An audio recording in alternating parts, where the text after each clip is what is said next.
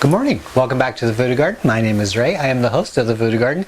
This is the coleus. Now, the formerly butchered coleus. This poor thing has been living in a horror movie its entire life. Every time it grows up and starts looking good, I butcher the darn thing back.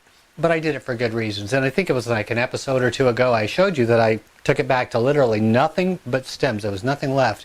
And now there are new growing tips all over the place. Now what I'm doing today is, this is just going to be a short segment of the program. I need to get to this really quick. I want you to stay tuned because I need your input on this, okay? But to start things out, what I'm doing with the coleus is I'm pruning it and shaping it so that it can continue to grow up tall, like I mentioned in that previous episode. And it actually did pretty good. Coleus are remarkable plants for coming back from the dead. Basically from the dead, because there was really nothing going on. Normally when I tell you how to prune plants or encourage you how to prune your plants, we leave a little bit of growth on the top. With the coleus it was a little bit different. You can chop off everything from a coleus and it will come back just like a champ. They really are troopers. Now with this one, what I want to do is, check this out. Come on over here and then I'll explain it as I go. It's just a really short segment, but I want you to actually experience this in case you want to try it yourself, okay? I'll continue snipping and you just grab a chair whenever you're ready. Okay, I think that's about close enough. This is the tip. This is where I butchered it off. I just chopped it off. Now there's always going to be new growth growing everywhere along a stem because the plant just wants to survive. So it doesn't really know exactly what you want. When you're pruning these things, just gently take off the extra stuff that you don't need. At the growing tip, well, close to the growing tip, at a segment, because I always put in leaves right at the joints of the stem. There are joints along the stem. That's where they're going to be putting out new stems. What I wanted for this one is for it to put out multiple plants, and then I'm going to pick probably two of the strongest ones and take the third one off. That's what I'm thinking. So let's see, or maybe just one, because I did want this to just have one stem going up. I think that's what I'm going to do. This one looks kind of weak. I'm going to snip that one off right close to the stem. And let's see, this one goes off to the left and that's not going to look good. I think I'll take that one off. See, there's a whole bunch of little ones in here too, isn't it crazy? These things really are masters at putting out all kinds of clippings. Now, when you do, if you're going to be doing this kind of process and you want to take off clippings, you can let them grow just a little bit longer. Hold on. Let me move your head up a little bit, just a little bit. There we go. Snap goes your neck. You can take off these clippings and rip them and give them to your friends. Here's a little one up front. See, this one grew 3 of them. I snipped them off. You can rip them off, but I like to snip them off. It's a little bit easier on the plant.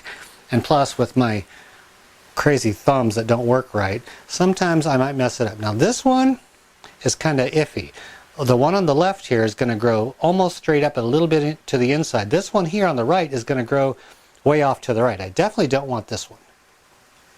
Because what I'm trying to do is get this to continue to grow straight up. Now I have one plant growing here. I'm going to snip off the leaves. Because what that's going to do is going to focus all of the energy towards the top. I don't want to snip off all of them, but eventually this is all going to be stem. This right here. This is going to be a thick stem just like that. And there we go. That's what I'm going to be doing all around this plant. But I wanted to give you an update because I did promise updates. So when I make a promise, I like to keep it. Some of these, like say this one, isn't going to be as healthy as this one. That's just how it works. You can't get exact perfection when it comes to this. That's why I say it's this type of growing and also bonsai is more art than science, because we would like everything to be exactly even, but in real life that doesn't normally happen. So we have to kind of pick and choose, whereas normally we would want this big healthy one to grow. Well, this one is going to kind of dominate the plant and make this one look even worse. So we do have 2 back here. I would take off the strongest one. Really strange. Normally you would leave the strongest one. And then I have these 2 here. Which one do I want to keep? Probably the one on the left, I think. It's going to go more straight than the other ones. They do look kind of wimpy now. What I want to make certain is that I give this nice, strong light, because what that's going to do is cause these leaves to get stronger, the stems to get thicker, and it to grow nice and healthy. I don't want to give this diffused light because we do not want weak stems at this point. We want to make sure we give it every benefit. That's all I wanted to show you here is my clipping, but I want to get to the main part of this video. So back up a little bit and I want to show you a giant. Okay, so I lied. I'll get to the giant in a second. I reserve the right to change my mind at any time during this program, and things catch my eye. This is something I haven't shown in a while. This is called a Sago palm. Somebody sent me seeds for a Sago palm, and it fascinated me because these are prehistoric plants. These have been around longer than just about anything on this planet. Yes, they date back, way back, even before some dinosaurs. So they are ancient plants. They've been doing their thing longer than we've been walking this earth. And they do it quite well. Isn't that a beauty? It started out from a seed, and they do grow slow. The first thing I got was this wimpy little stem coming up out of the ground. It took forever. And that just stayed there. It stayed there, and I thought, well, is that the best you're going to do? It was kind of boring.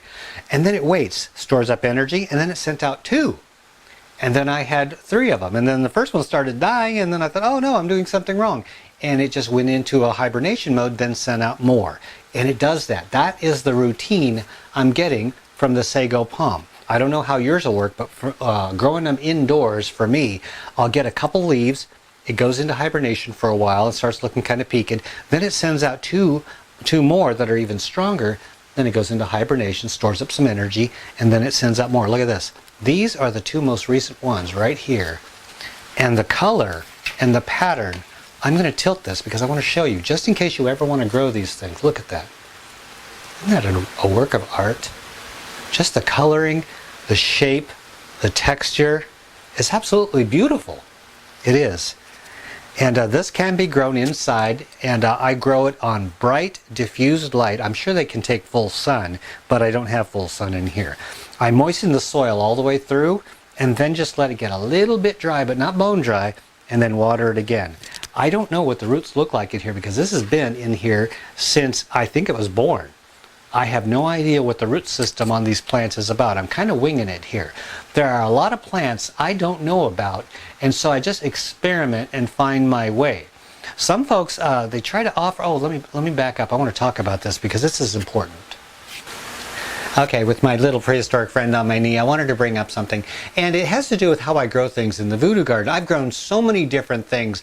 Most things I didn't know what I was doing. Some things I did know what I was doing. So you can basically count the amount of things that I have no idea what I'm doing way up here, and the things that I actually do know way down here. I like to experiment, and sometimes the experiments don't go with people's preconceived conceptions on how things are supposed to grow. For instance, I grew orchids. Remember, I grew orchids back at my previous home indoors. I think I'd only grown an orchid once in my life, and I decided to grow orchids, so I ordered orchids.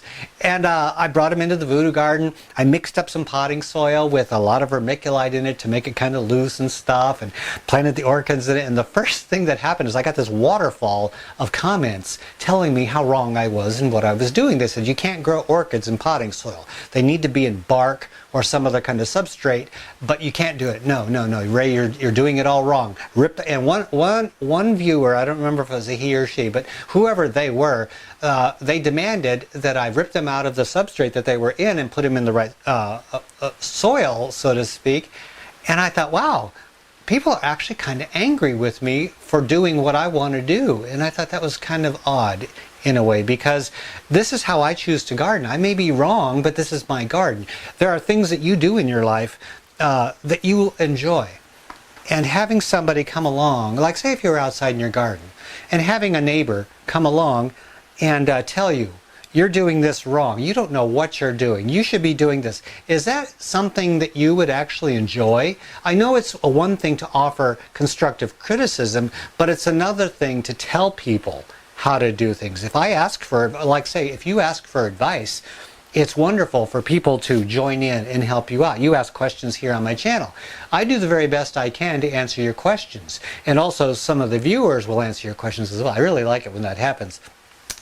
And also, I'll ask questions and try to get advice on how to do things. But generally, I just kind of like bumping my head up against the wall. That's just how I like to do things. It's kind of like bumper cars for me, and I really do enjoy that. So when people come along and they offer suggestions, I listen to the suggestions, but I don't always take them. Sometimes I do, sometimes I don't. And when I don't, sometimes folks get a little bit angry with me, and that's kind of upsetting. It's upsetting mostly for them. It's not really so much upsetting for me. It's just curious for me because I find people's reactions kind of fascinating. And one person told me that I couldn't grow orchids. And so I continued growing the orchids the way that I chose to grow them, and they flowered twice. I grew orchids beautifully in potting soil. And every time those things flowered, I'd be showing them, and people would come on and tell me how wrong I'm doing things. And I kept thinking to myself, I've grown these for like, what is it, a year now? And they've grown and flowered and grown and flowered, and they're having a good time. Whereas the entire time you're telling me how wrong I'm doing things. You know, it's really kind of funny in a way. And so when I'm growing specific plants, like, what was it? Oh, this one right here. And you could probably see the little leaves up here. This is my desert rose. I featured it in the last episode because I was so happy to get it. A friend in India sent me a dried up little stem, and I planted it in a cup. I watered it, and a little leaf was coming out. And somebody told me that you got to do it this way. And I mentioned that, no, I have something going on here, and I think this is going to work for it. And then they came back and started arguing with me. And I don't like to argue. I really don't. I like to talk, but I don't like to argue. I back away from arguing really, really fast. And my method of dealing with that is to make it go away. And I know that that may not be your method, but that's mine. If somebody starts really getting kind of nutty, I just click the go away button and their comment goes away, so I don't have to see it, so I don't have to feel bad. And because it makes you feel bad when people start arguing with you or harassing you for something that they think you're doing wrong. So there's a difference between offering suggestions and arguing with somebody over their choice of doing things. I just wanted to bring that out because sometimes you might see that and like see a comment that's kind of weird, and then the next day it's not there. That's just how it has to be, because I like to keep this smile on my face, and that's my way of doing it. And that's also how I cope with negativity. Now that that's over, I had to bring that up. I don't know why I had to bring that up. That was on my mind because it was something that happened recently. Now, one of the things that I want to bring up is this thing right here. This is my happy plant. I come in here and I see this every day, and it makes me happy because things are happening with this. Now, this is called a Zabrina banana or blood banana. I grew this, the history of this real quick in like 5 seconds is, I grew this from a little slip I bought off eBay. It grew, I chopped it, and now it has a baby. I think I did that in 5 seconds. Now, this is what I wanted from you. I'm asking your advice, so I'm welcoming your input. Regardless of what your input is, if you have any kind of position on this, I would like to hear it because I want to read your comments and I'm going to take it to heart, okay? This is one time I want to do this, and I've done many things with this plant. It grew up really tall, I chopped it back. It grew up really tall, I chopped it back. Well, that was all well and good, but the thing is, it keeps growing back. And now it has a child, so I don't really know what to do. Here are my options as I see them. I can let this continue to grow to almost hit the ceiling, and it most assuredly will. It will grow to hit the ceiling in time. I now have a baby that will also grow and crowd into this plant, so now I'm going to have 2 plants growing in one pot, and possibly she might have another baby, who knows, or the baby might have a baby. This could get really out of hand really fast. So I can do one thing, which is to just grow the mother plant, chop out the baby. That's choice number 1. Choice number 2 would be to leave the baby in and let mama and baby grow together and just see what happens. Choice number 3 is chop the mama down, keep her chopped down, and allow the baby some time in the sun and let the baby just grow to full height and keep the mom chopped down. So I really don't know exactly what I want to do with this because I want to grow one or both of these big. So I'm going to leave it to you. What do you think I should do with this banana plant?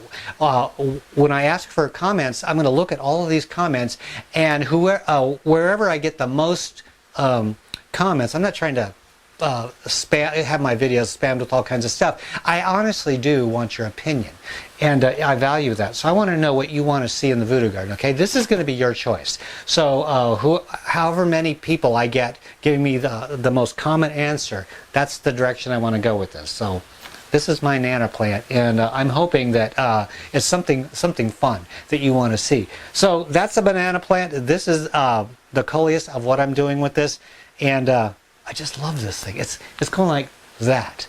And some things are just so beautiful. I just stop and stare at them. It looks pretty common to most people, but for me, I think it's beautiful. It's prehistoric. It's really a wonderful thing to look at. Anyway, these are the plants for today. Just a short episode because I wanted to get your opinion on what to do. Plus, it's also getting hot. You can see that everything's kind of moving around here. I got a fan going. One person asked, last episode, Ray, do you have a fan going in your voodoo garden? And if so, what was the reason? I don't have a fan going in the voodoo garden. It's actually very still in here when I'm not filming. I have a fan down there because it is hot right now. It is searing hot in here. And I got this fan to keep me from getting really melty. I don't like to sweat. I hate to sweat. Ugh, I don't like it. I don't like it. I don't care what anybody says about it. I don't like sweating. So I have the air conditioner on, I got a fan going, and I have half my lights off so that I'm not sweating while I'm doing this program. Last year, I cut off the programming on the voodoo garden for the summer because it was just way too hot. This year, I have central air, so it's helping just a little bit. So I may continue with these programs all throughout the summer. Anyway, post your comments in the comment section below if you have any questions concerning anything or anything that you're seeing right here. Oh, look at this. My papaya. It's getting huge. Yep, one of the monsters growing in the voodoo garden. I'm really happy about it. Ooh! Oh, I won't do it today. Next week, I want to show you a pothos thing that's going on over here, and it's really kind of fun.